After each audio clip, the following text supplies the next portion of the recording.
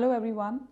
It's almost been a month since the last Monetary Policy Committee decision was given. It was on 7th of Feb.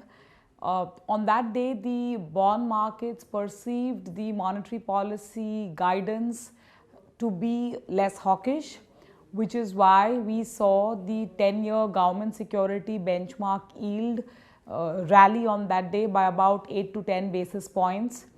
We were at about 7.6% levels just ahead of the monetary policy, post which markets were trading at around 7.5%. As we speak today, almost a month into the monetary policy event, the yields on the 10-year benchmark have gone northward to about 7.75%. So almost pre-policy to current levels of almost 15 basis points sell-off. Now, what has really triggered this sell-off? From an event perspective, nothing very dramatic. Clearly, the outcome of events, both globally and domestically, have been broadly in line with expectations. Inflation data has not been significantly for the better or the worse off. We saw the recent GDP data, which also came in at 7.2%. Again, nothing untoward in terms of negative or positive surprises. Global yields, specifically the US, have been largely range bound, maybe some upward bias, but again, on balance, in India, we are seeing the continuous spiraling of yields to probably denote the fact that there is absolute lack of demand for buyers in the government bond market, and more specifically, when the new financial year's government borrowing commences, who would really absorb the kind of supply that is likely to start hitting starting the first week of April.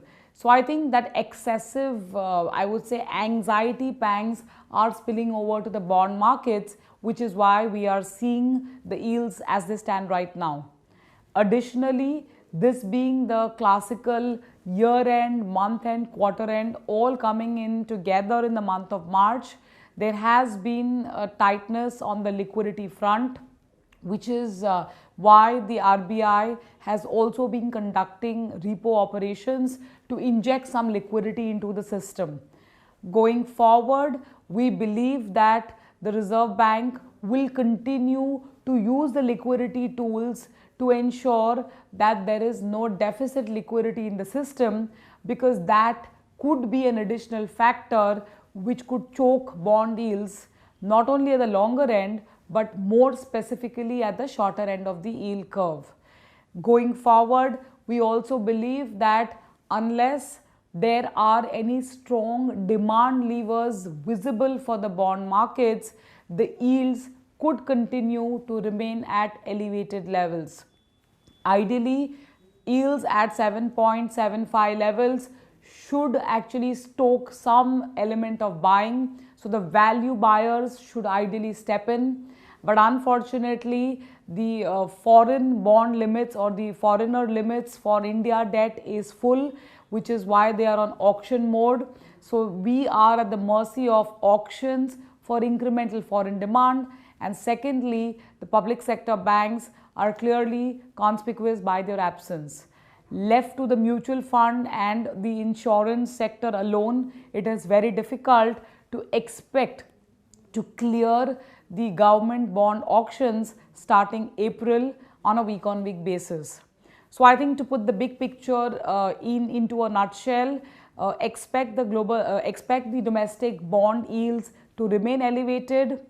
We don't really expect continuous sell-off from the current levels, because incrementally the bond yields are tending to oversold levels, or maybe discounting rate hikes already too soon, too early.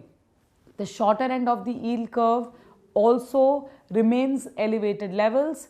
We expect some moderation probably by the end of March and going early into April, as the liquidity situation will normalize. In such a scenario, we continue to find favor with fixed maturity plans as yields on the corporate bond side are also at elevated levels, which allows for investors to lock into the relevant residual maturity of the fixed maturity plan. They help you mitigate interest rate risk because we just buy into assets, fill it, shut it, and forget it.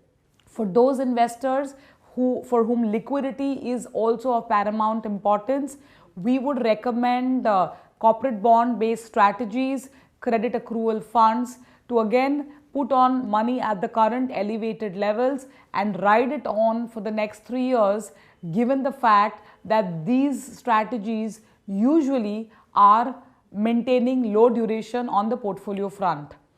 Should investors at this point in time look at gilt and bond funds? The answer is yes, only if you are willing to ride out the volatile journey, number one.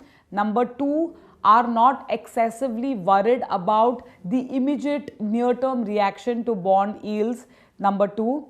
And second, are willing to expose the portfolio to a slightly higher duration.